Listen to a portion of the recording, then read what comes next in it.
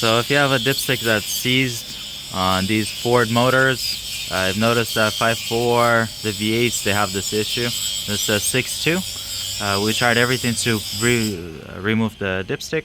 It was just seized in there. We couldn't get it out at all. So what we end up doing is we welded the tube to a chain. Got it in the forklift, and we end up heating it with the torch from the bottom. And once it got heated, it was pretty much red hot, and we put a little tension on the forklift, and a couple seconds later it popped out.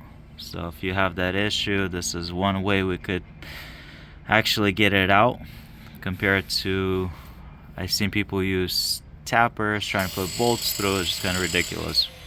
So, and it came out clean. Alright, so it's kind of tough to see it, but it's right there. So we heated it, and it popped out with a little tension from the forklift. Got it out. So good luck.